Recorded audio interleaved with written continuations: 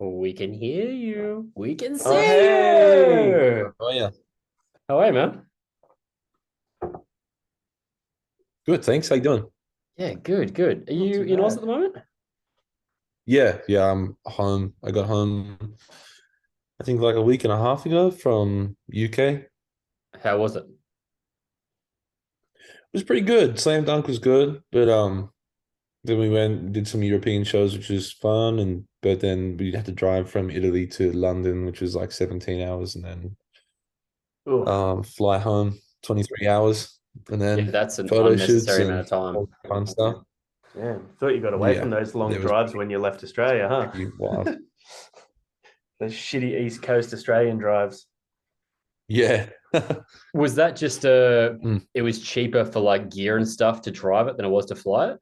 What was the reason? Yeah. Yeah, I okay. think we had to fly out of Rome if we were going to fly home, and apparently something to do with our airlines was just like crazy expensive. So we decided to fly from London instead, drive it home. We actually had to freight a lot of our shit home as well. Yeah, a few of the bands we like are pretty close with have said that it's like they end up freighting so much of their merch and stuff in, which is like some of the guys, I don't remember what band it was. They're like going to a UK tour, and because of merch, they end up having to go. It's easier to go like LA, San Francisco to London than it was just to go straight to London purely because of like the cost of like flying merch over or something. Fuck Yeah, that. yeah, Yeah. yeah. It's wild. It was going to cost us like 10 grand, I think. Yeah, that's Really? so Like much 10 money. grand, yeah, to just get Holy out the guitars and stuff home. So we Yeah. freighted it all for like two grand or something, 4 grand maybe. wow. That is Yeah. insane. Yeah, it's expensive to tour now, man. After the world shut down, everything's like really intense. Do you feel Jeez. like that's something that people understand when buying tickets? So that's like something that they're factored into? Because someone said that to me recently, like tickets are so expensive now. I'm like, yeah, because shows cost a lot of money to put on. Mm. Yeah, I don't think it's something like I don't know. I don't think people consider it, but I'm kind of happy they don't. Like, I feel like people know too much about the music industry already. You know what I mean? The mystery's Yeah, gone. give away all your secrets. Yeah, man. Like I think like with the singles we released recently, someone was like, "This mix is shit," and I was like, "What? Like how? That's Like how do you know about the mixing? Like what the fuck?" Dude, what we do is entirely the fault of that because we talk Yeah, about stuff all the time, and then people are like, "Oh, I now understand what a treble yeah, is." we yeah, just start dropping all these industry terms that we don't even understand. And they're yeah, just yeah, like, yeah, I'm going to use the word syncopation. Yeah. yeah. Hey. Yeah. Yeah, the mystery's gone, man. But I guess it's like, the cost of living and everything's kind of expensive now. So I guess it's just natural that things go up. Man, crew is one thing that went up. Like it's good that they're finally, being paid like proper job wages, but it's like three times more expensive now than when we last went out, I think. Gone are the So days where you could just get like a handful of your mates that had no jobs and come over and you be the merch guy, be guitar tech. yeah. What do I have to do? Just hang out with us and be fun. Yeah. Don't Yeah. don't drink too much of our rider. Yeah, that's it, man. Those I are feel the like that's days. something that no one talks about with success. With success becomes like so much more goes into making it look the same way it did when you were just doing it yourself. Mm. That's not something Yeah. that people maybe know about as much. That you have to like, in order to put that single out, now you're on a label and you've got to create this thing. There's so much that goes into that, to like the music video and then the Mm. timing of that, and then like the advertising, and there's like everything costs money. Whereas when you're like Yeah. young and do it yourself, you just do it all yourself for as cheap as possible. Well, yeah. Yeah, that's weird. And like things that I used to do myself, I now pay other people to do. And then it's me going like, why is everything so expensive? Because I got half of it myself. But now, yeah, I think a lot of it when you're busy, like writing the music and touring it and stuff, it's easy to hand it off to somebody else. You know what I mean? But that's the way of the world now, man. Like it's like you could literally get off your ass and go 3 minutes down the road and you'll probably find a takeaway store. But Uber Eats exists now. So why the fuck don't I just get it delivered? It's only 10 more bucks. You do that 50 times a year. 100%. Yeah. I'm famous for like the trophy eyes laugh at me all the time because Uber Eats Hungry Jacks to my house and it's like a block away. I do it all the time. It's disgusting. I can I'm just honestly say gonna that's something change I my don't do. I'm gonna change my Wi-Fi over, guys, because it's I'm lagging heaps, so I don't want to fuck. Yeah, go for it, man. We'll just put some sweet interlude music. Can you sing an interlude song? That's the Offspring's music. Yeah, but do like an 8-bit bit or something that's like, yeah, great. No, that sounded like culturally insensitive. Is it? Am I lagging still? I just changed over to my Wi-Fi. Nah, dude, you're good. We were just doing some sweet interlude music, and I ended up sounding racist, so that's pretty good. Okay. Congratulations on being on our last ever video. Yeah. How's he doing with John? Oh, he got us cancelled. Yeah, he got Then again, if I haven't now, I won't. Yeah. Famous last words. Famous last words, we've yeah. got you on to talk about your new album, and I'm going to be professional and talk about that. Okay. I actually read the PR brief that got sent out to us. Genuinely, I was like, yeah, I'm sick. And then people were like, they said all the things you said on the blurb. Fuck, I should have read that. I really love the callback with the palm tree and the noose. I think that's such a cool thing that it's kind of like this continuation of story throughout your songwriting. Do you feel like day one fans are going to pick up on that? Or do you think it's clear enough? Or is that part of the mystery you like to kind of create with the music? I don't know. I haven't really thought that much into it. It's kind of it all ties together, I guess, because it's all my shit. You know what I mean? Like from day one, it's always been songs about shit that makes me sad or whatever it is. You know what I mean? So I think it just naturally kind of ties into itself. But yeah, I did I always loved that palm tree noose design. It was really it was cool when we did it a long time ago. And yeah, I wanted to reuse it. And I think naturally the title of the album is, yeah, it all just kind of ties together because I guess that's the Trophy Eyes theme. Yeah. Be honest. So I'm not sure if fans will know it, will get it, but at the same time I'm like, whatever. It doesn't matter if you don't. Is this just actually really another John orders Uber Eats Hungry Jacks from a block away and you just didn't want to come up with new designs? Surprisingly, man, it took a long time to kind of make them click. Like a lot of effort. So it's probably the exact opposite. I'm impressed. Well done. Thank you. You guys have sort of evolved your sound throughout your catalog. I feel like, and this is something we say to other bands, but actually, I feel like this is the most cohesive. All of your eras have come together. There's elements of Trophy Eyes throughout the whole catalog in these songs. Was that a conscious thing to kind of be drawing from all your inspirations of what you've done before, or rather than being this is an album that we want to focus on more of an indie rock influence or whatever it is, or we're going to really go true to our punk heritage, whatever it is. This one, I feel like each song pays tribute or as kind of pulls from all the eras of your band. Was that a conscious process? Yeah, that it's both. I think conscious and subconscious. It was because of the way it was written and mentally the way we had prepared going into it. This record was going to be Trophy Eyes' last record because it was just the project wasn't giving us joy anymore, and we're all kind of getting older, and it's hard to kind of jump around and sing punk songs about wanting to die and stuff when you're 30 years old. It's get some therapy, bro. You know what I mean? So get some therapy, bro. Yeah, I just recorded a punk song about hating myself. So, bro, I just did 14 of them. So I feel you. But yeah, but he's got 10 years on you. No, yeah. So it was gonna be our last record. So I think when we went in, we wanted to make sure that we left no stone unturned, that we wrote something that free of the boundaries of, is this going to be successful, is this going to sound good live, is anybody going to like this? It was more so the idea that we might never get a chance to write music together again, so it's got to be everything we ever wanted to do. it's kind of like being on your deathbed, I guess. It's like, what would you do if you had one more day to live? Like, it was kind of that mentality going into it. So I think in in thinking that way when putting the record together, I feel like there's that feeling of there's no more time to explore. Let's just do your favorite things. Yeah. Okay. You know what I mean? So I've Yeah.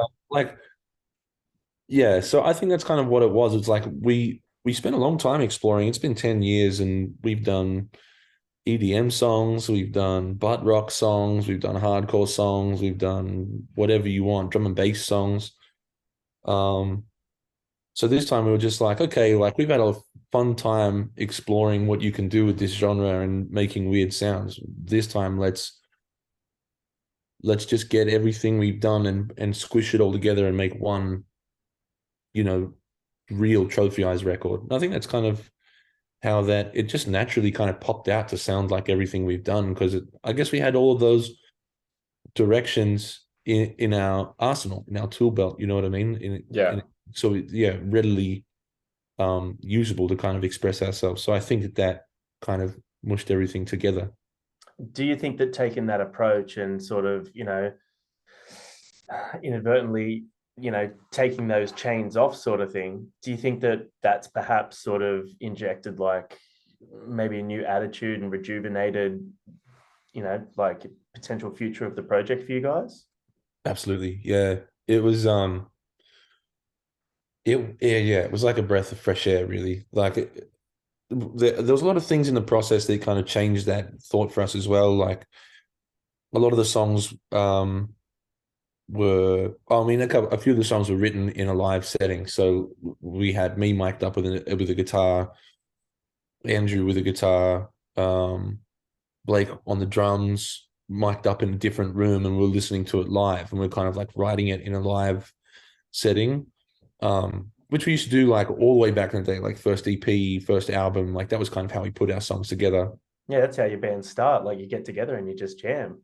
Exactly, yeah. And so this time with a few moments like that and just getting the song together in that way and even just seeing each other properly for the first time in years. Like we had done like sit down shows and stuff like that, but it was always like through the pandemic, but it was always kind of like it was a catch-22. It's like it's good to see your friends, but it's also kind of like shit to play to a room of people sitting down. Yeah. Like at least when you're trophyized, because we rely on Energy, energy, yeah. But yeah, it was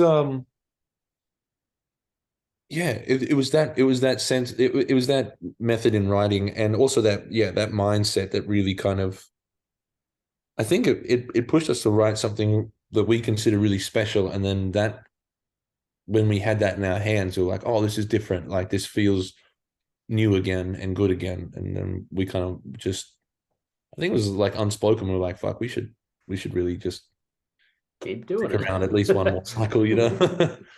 Turns out we're not shit at this. We can do this for a living. Do you think that that's maybe something that you wish you had in hindsight, was that with the more success you get, and I'm sure like maybe a lot of other bands feel the same, with the success that you get and as you progress and the band's continuation and growth needs to evolve away from that innocence and that fun of mates hanging out. Do you kind of wish that that's something that you did know in hindsight and were a little bit more prepared for? Or do you think that it's actually come now at the perfect time for you guys? I mean,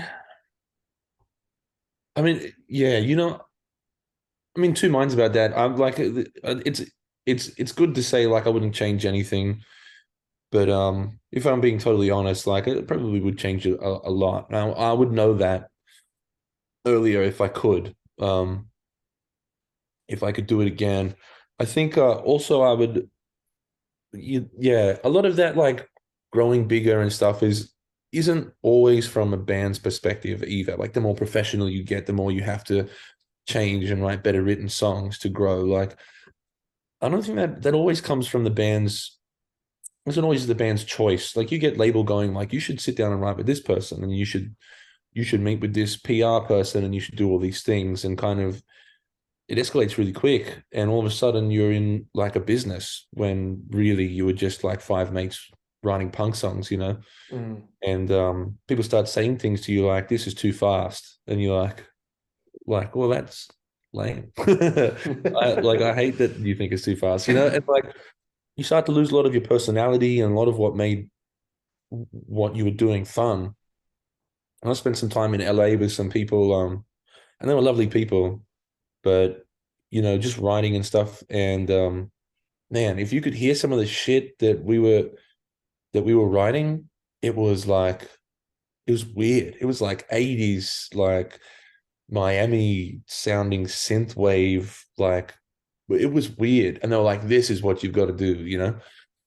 And I nearly took the bait. I was like, oh shit. Like I became obsessed with like conventional songwriting and how, you know, this bit goes for too long and this hook doesn't make any sense, or even like the lyrics are perfect, but they're not catchy enough sonically, so I have to change that shit in you know, and sacrifice how good the lyrics were and all that kind of stuff. So I became obsessed with that, and yeah, that stuff really like hurts a band, and it takes away all the fun. Like it takes away the fun of songwriting, and It's become production rather than an artist. yeah, yeah, exactly. And yeah, you end up you're not really expressing yourself in that sense either. Like you're kind of just writing something you think people want to hear or you think is right. Like it doesn't matter if you think it sounds good or not. You become obsessed with whether or not it's correct. You know Yeah. what I mean? Yeah.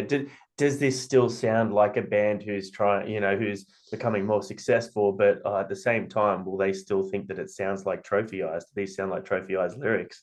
It's a Yeah. weird concept. It's a head fuck, man. And like it took me a long time to unlearn it. Um, and then in Thailand just recently, like when we were doing the new record, we were writing, and we had one producer who's like very great pop producer, rock producer, Fletcher Matthews. He does a lot of great Australian stuff. And then we also have the old guy. I mean, not the old guy, but the guy we always go with, Shane Edwards. And Shane Edwards is like our like, that's fucking insane. Let's do it. And Yeah. Fletch is like, you've said that too many times. That gets boring. So we had this like great thing in like, yeah, like pulling us both ways. And I think Trophy Ice could kind of stay in the middle, and we could get weird and with like song structures and weird like melodies and stuff like that. And yeah, we finally came all the way back. And I think that's why that was so enjoyable. It's probably why I really like this record too. It's because it's just kind of I feel like that does show like a Blue Boy, the one of the opening singles. We've said been like, this is fucking eclectic as shit. Like you can see where there's like pop sensibilities and some really unique instrumentation, but then there's still that like DIY punkness to it, and it's still like catchy as fuck, but also edgy at the same time. Yeah, very much still brought together by your vocal delivery, your tone. yeah. Yeah, I think that's one thing we're lucky that like you can't really change because I can't do anything else.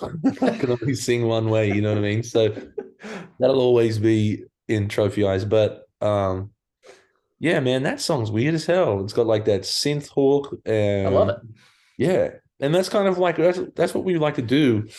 And that's one thing we kept talking about as well, is like let's get weird again. Like we used to have songs that like Penfold State Forest was it was from Men Move On, our first record, and it just finished on like a skunk beat for a minute with like nothing but feedback, and it was just like an annoying drum beat.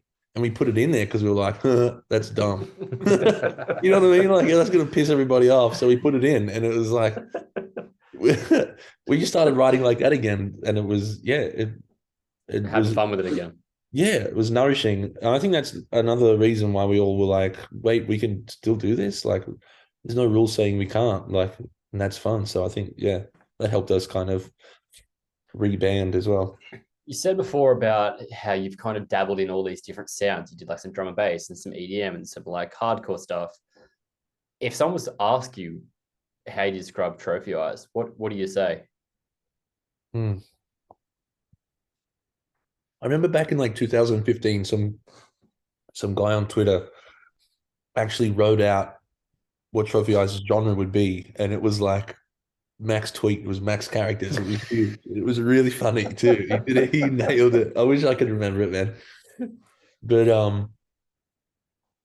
I don't know. There's taking like I don't know like post hardcore post like post like I don't know pop punky, but like we hate the term pop punk because of how gross it got in like with 13, 14, 15. Like Yeah. the whole pizza jokes and get out of my town jokes and shit like that. Like we were so like grossed out by it that we were like, we're not a pop punk band. We don't want to be a pop punk band, you know? So it hurts to say pop punk, but there is pop punk elements. But yeah, and there's like, I don't know, post-hardcore elements. We just like to be called either like a punk band or a rock band. I was going to say, Michael, I'd just say punk rock because Yeah.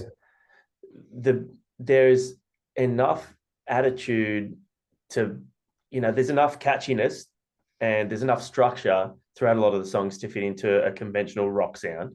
But there's enough attitude and sort of just adventure in the songs to be a punk band, because punk bands, traditionally were just a band that just were like, we're going to do whatever the fuck we want. It just turned out that those original punk bands all kind of had a similar sort of sound. But yeah, I would put you guys, this is going to sound like I'm really blowing smoke up your ass. Reggae.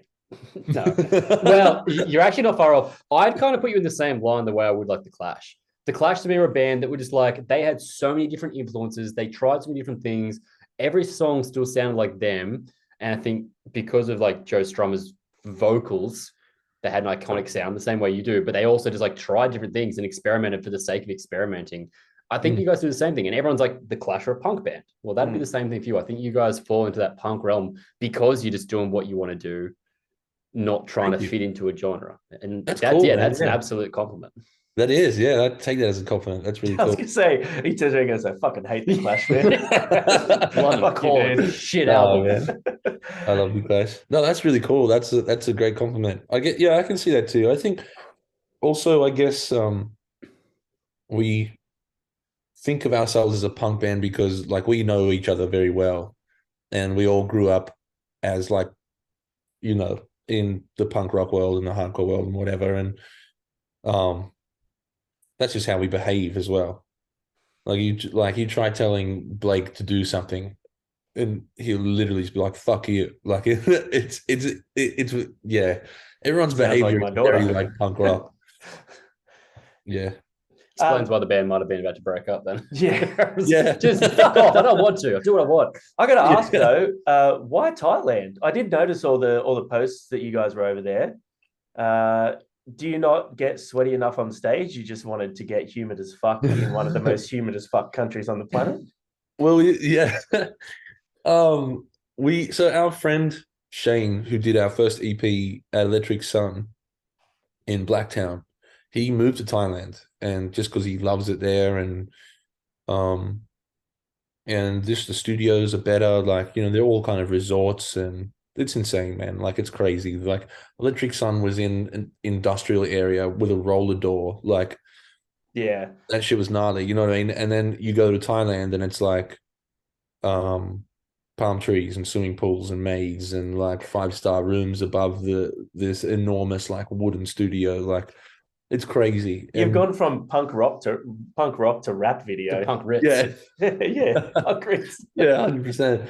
That's what it feels like when you're there too. So, it was really hard to kind of record anywhere else. And just the freedom and like the way of life and the people in Thailand, like it's an entire, like you fall in love. It's hard not to fall in love, It's a great place and they are great people. Where in Thailand was it? Sorry, where in Thailand? So the first time we went was a little fishing village called Bang Sarai, which is like in the middle of nowhere, right on the water. And that was beautiful. And then this last time we went to Krabi, which is in like near Phuket. Yeah. And then we finished the album off in Bangkok, which was cool. Did you eat durian? That stuff I've tried it, man. So intense. Yeah, I've tried it. I fucking hate it. Like, I also hate avocado. Really? Yeah, like I can fully see that resemblance. Yeah. It's a texture thing. Yeah. And when you pull durian apart, it's like a fleshy consistency, but like It's like slimy. kind of like, yeah, it's kind of like avocado crossed with scrambled egg. It's like a Yeah, rotten flesh. Yeah. yeah. And It's such a weird thing. fucking Like, stinks. yeah, I kind of get it because I can get why people do like blue cheese and other weird shit. Like I eat like spiders and scorpions and stuff there, no problem. But the You've tried them? yeah, I'm Wow. like I try and eat everything like Have you? No, I've never see. It's just I don't know. Like I like to talk up a big game. Like Oh, little bitch. I'll eat like week old prawns that have been in the fridge. I don't care. Yeah. Like ain't nothing but a thing. But yeah, Fucked. That's so insects much is more like fucked. insects Yeah. is kind of where I draw the line because I think it's crossing that line. It's taken that leap to actually going, this is a scorpion. It's all good. Like Yeah. Good it's source just, of protein. They fry them up. They're tasty. have you tried them? Yep. I've done spider. I've done scorpion. I've done live crickets at the zoo. We were feeding these little monkeys. A mate of mine worked at the zoo, and he's like, we can eat them. And then I was like, is that a joke? And she's like, no, you can eat them. So I ate one, and it bounced around my mouth for a second, and it was pretty horrid. But it tasted like peanuts. Really? Actually tasted like peanuts because of what they eat. They end up tasting like that.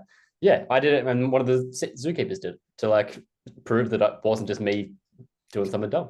Yeah, I thought they tasted like popcorn. Yeah, fully. The same kind of like something Stop nutty. it. Yeah.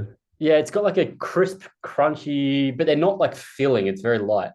I read a stat that's saying that like by 140, whatever it is, 100 years from now, that like a huge percentage of the protein we consume will be coming from insects. Yeah, I've heard that as well. I've read that. I don't know how I feel about it, but I'll be dead by then. You'll be long gone.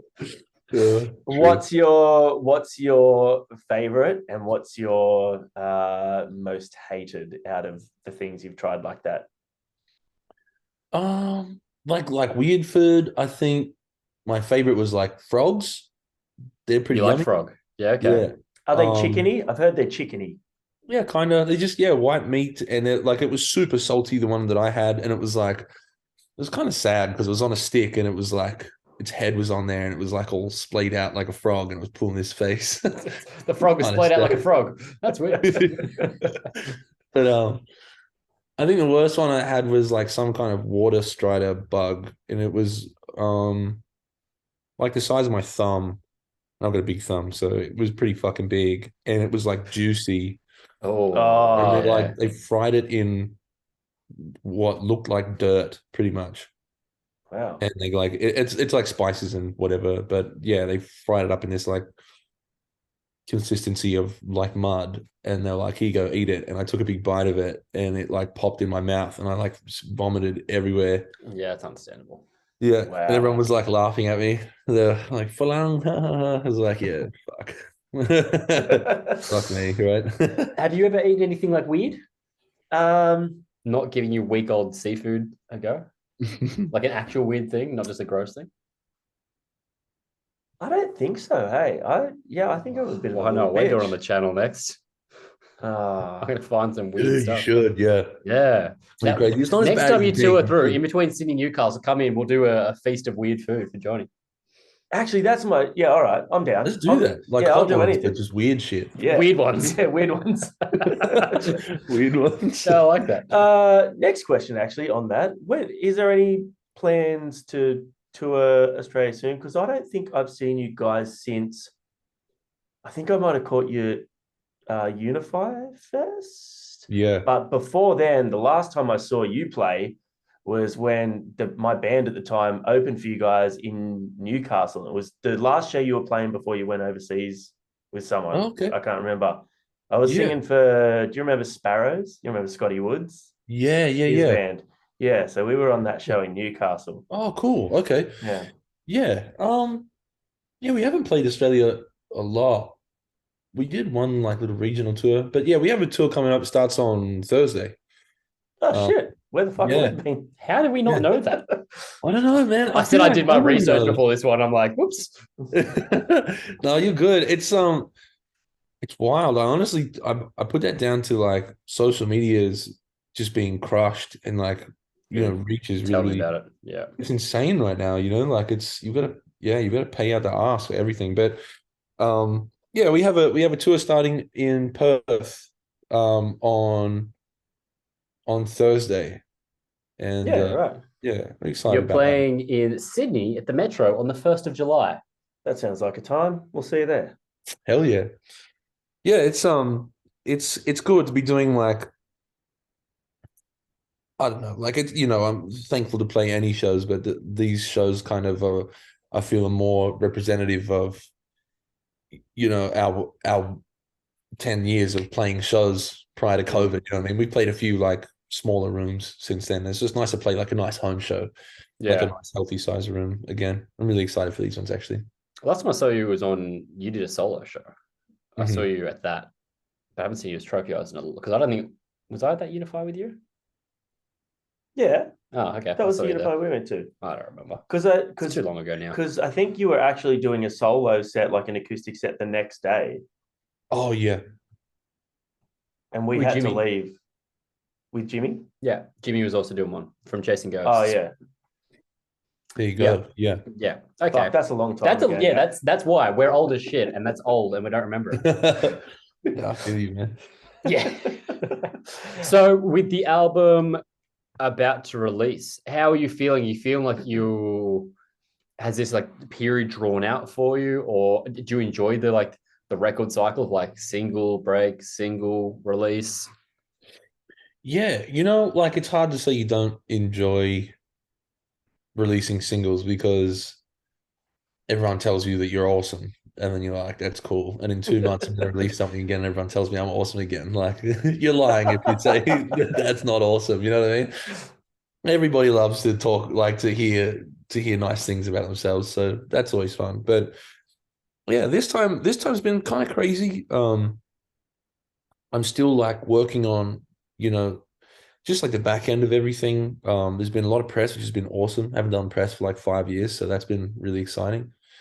But yeah, art and videos and campaigns and just stuff like just little things like track by track with Spotify and stuff like that. Like it's been really intense, which has been awesome. But yeah, I'm ready for it to be out and Yeah, like for put my sure. phone down for a little while and just go like I did it. Are you someone that reads, like you said, you like getting someone telling you you're awesome? Do you read into comments? Do you watch like reactions? Do you watch people doing your songs? Does that like because that's something that we found really interesting because we started this during COVID, where obviously we couldn't go to live shows.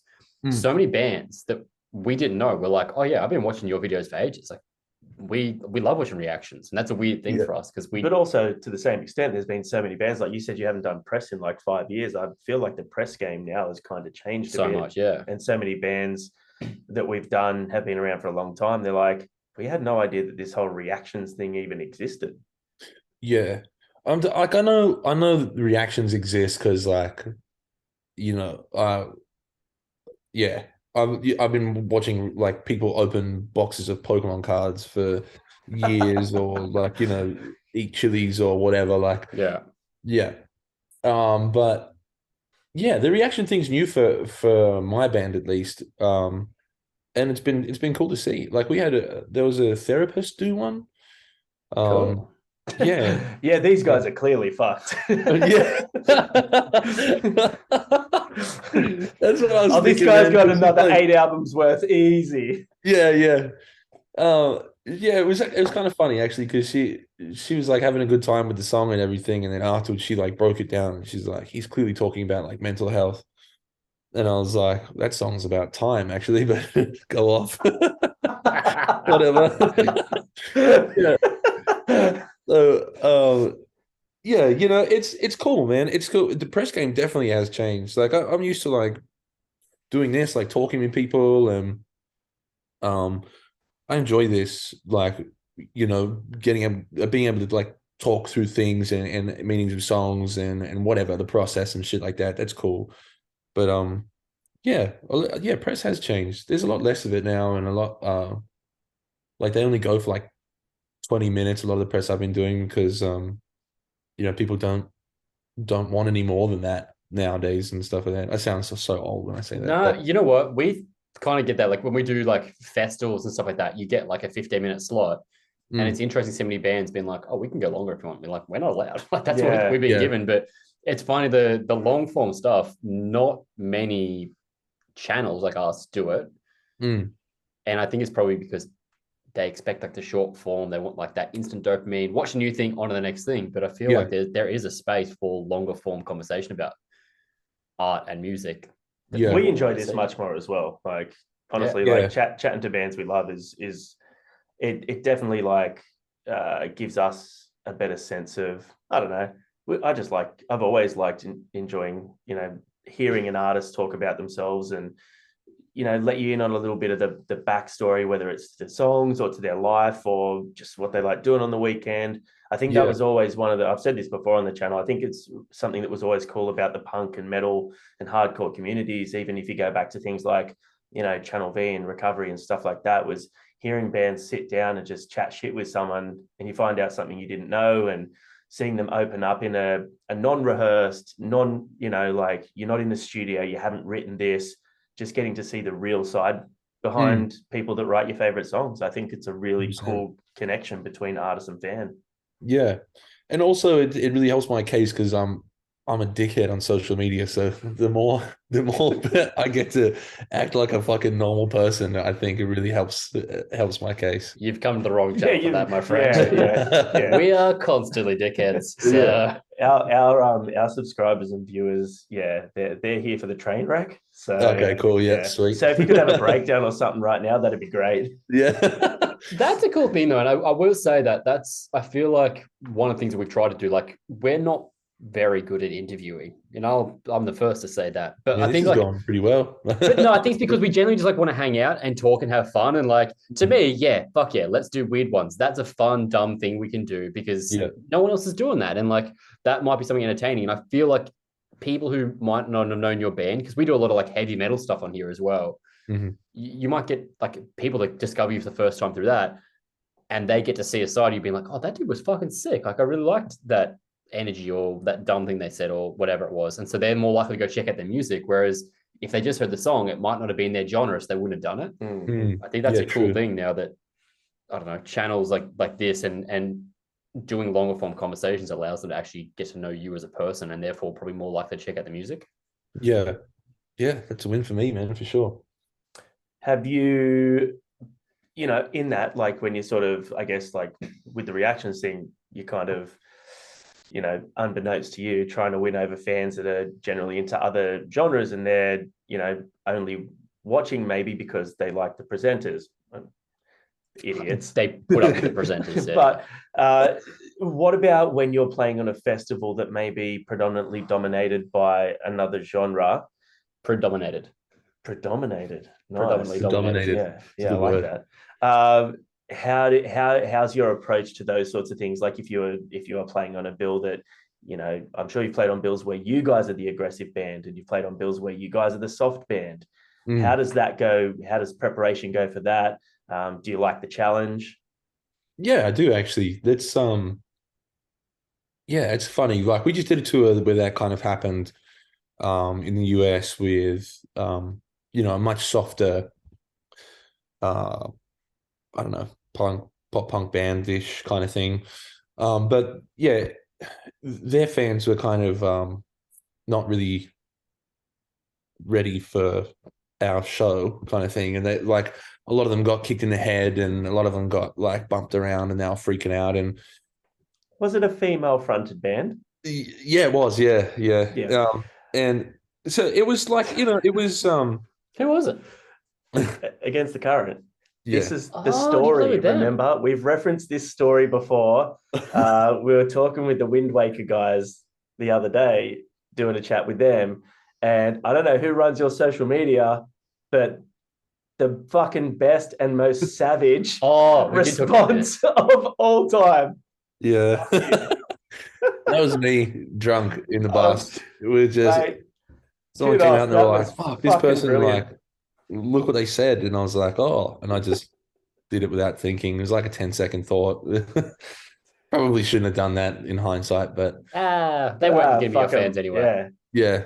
But I think, that's it's birth by fire, you know what I mean? Like you go out there and you always play the same show. Like I'm out there like punching myself in the face and screaming and jumping around, and I'm like 6'6", you know what I mean? Like I'm a big dude, and you go out there and you just I didn't realize you were that tall. I Yeah. look like a small child next to you. Yeah. And I'm like, I think I'm over 100 kilos now as well. So I'm like, there's a lot of me, and I'm out there like, red in the face and jumping around and screaming and singing about dying and shit. Like, so, it kind of, you just got to you force people. If they're not into it, then you just kind of go blah. And then when they make it through it, I think I tricked them into being like, I like that band, but it's nice because I stopped. Yeah, it's the adrenaline that's going through their system. Yeah, he stopped before I died. I'll buy a shirt. Yeah. I think that's kind of what happens. We also kind of fit in with like some heavy bands and stuff. Like we started playing in our first shows in Newcastle were with like, pardon me, Rivalries. Do you remember that? Yeah. And yeah, we played with a bunch of heavy bands, and then some like scrammy like melodic hardcore bands, and even like Civil War, just straight up fucking like Boston sounding hardcore bands, like Miles Away. Like we used to play with like all those kind of bands, and I guess it helps. We've got like catchy stuff, we've got heavy parts. Like I'm usually screaming, like, so it kind of fits in both ways, and we've got enough like soft, cute songs to kind of fit in with people that aren't into the heavier side of our sound. But that's not to say that we play them. Like if we're gonna like that, we kind of picked our faster, heavier songs on that tour. Really? On purpose to kind of just like that's interesting. Yeah, because I don't know, it's funner to be Punk. to go out there with like a force, you know what I mean, and go bam, like and scare the shit out of someone than it is to try and sound like the headliner or like the other bands on the tour. Like you're gonna disappear in that night. But if you go out there and you play like you're on fire, then it's like people go home and they go, Jesus, like that was fucking scary. Yeah, that's a really good point, actually. I suppose when you're playing with a band like that, like especially being a female-fronted band who's super catchy, if they hear another band that kind of fits in with that genre, it's like, oh, this kind of sounds like the band that we're here to see, but we don't know this band, and we definitely don't like this band as much as the band we're here to see. You're right. Like, you're going to become a bit obscure to them as part of their night, but they're going to go home thinking about that band that was like, there was this super crazy heavy band. They were wild. They were like, there was a giant on stage. That was me. That was my first feedback from one of your shows. So tall. Fee, fi, fo, fum, get ready for the breakdown to come. There you go. There's your call out. Exactly. Yeah. So I guess we just kind of prepare like that. And every night it's kind of, we try and do the same show, whether there's 5 people in there or a couple of thousand. It's just try and actually, when there's less people in there, we try and go even crazier just to kind of psych yourself out to do it, because it's kind of hard to go out there when there's no one there that gives a fuck. Yeah, for sure. And kind of be vulnerable and be like, do you like me? Do you like these songs? So please like me. I promise I'm not always this angry. Yeah. So you kind of compensate. You compensate by being extra psycho, and that always, you get through it faster, I think. I love that. Yeah, that's cool. So, you play with hard bands, you play with soft bands, you played everything between. What's one band that's on your bucket list you want to play with? I don't know, man. I'm like super self-aware, so like I know where it just wouldn't work. No, I think this is a dream situation. This is a hypothetical. It works. What's a dream band you would love to play with? If you want to scare Oasis's fans, that's cool, man. Actually, like Oasis would be sick. Like early thousands Oasis would be so cool. I'd love to play with like. It's such a hard question because like I wouldn't like. I'm so like I wouldn't want to bother them with my shitty band. You know what I mean? Like that's like I know it's fucked up, but like get out of your own head. This isn't about you and your cynicism. Yeah. Yeah. Welcome to the light side. I'd love to play with like, someone like Turnstile. Like they're fantastic at what they do. Fuck yeah, that'd be sick. Such a cool band, like I'd love to that's somewhat in my world, Yeah. but at the same time, like they'd never do that. Like, you know what I mean? Like they would never. I don't know, So it's man. like, Like, you guys would fit with Turnstile. Like, Hell I'm yeah. actually surprised they haven't. Yeah, Like, you said that. That's a perfect fit for, I think. you guys are way better than my mate's band, and they've played with them. that's cool. I mean, fucking congrats to them. But yeah, I know Turnstile would be cool. Yeah, or like Coldplay. I'd love to play with Coldplay, like Parachutes era. That'd be sick. Yeah, hell yeah. That's an album. Yeah, but then again, like once you start thinking about the reality of it, like as if I could come out like in the '90s with what we're doing now, just everyone would run away. But yeah, You'd be a fun surprised. question. You'd be surprised. Ed Sheeran fans now listen to "Bring Me the Horizon," so Yeah, dude, it's true. That's actually so cool. I love that the idea of genre is just going away. It kind of is happening. I feel like we're seeing more and more of that in tours now. Like fucking Turnstile supporting Blink. Yeah, they're not the same audience. People that are Turnstile in a pit going heavy, and Blink fans is there just popping along. Yeah, I feel like that's a rad mix up of genres. Obviously, they're still on like the alt rock space, but I definitely think that there's space for like I wouldn't put you guys with Against the Current. That's a different. No, neither would I. Neither would I have. But it's we did. That's great. That's sick. I think it's really cool that you did that. Like, yeah, it was fun. Yeah, it was fun. But yeah, lovely people as well. Like we had them on the channel, and they were lovely. Yeah, we like. Yeah, they are. They are nice people. Yeah, yeah. But yeah, I think that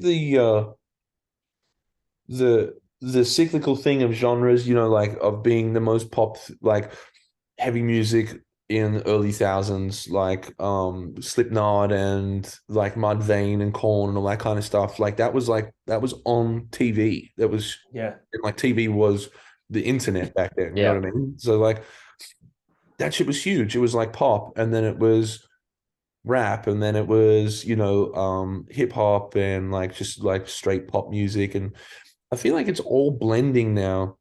Same as fashion. There's not one way to dress anymore. Everything is just like, if it's done confidently and it looks good, then it's good. And I'm hoping that music does that it kind of just stops the cycle of like, this is cool and this is what's in. Yeah, judgment. As long as it's good, then everything can stay forever. You know what I mean? Like I've got the fingers crossed. 100%. Like what this channel is.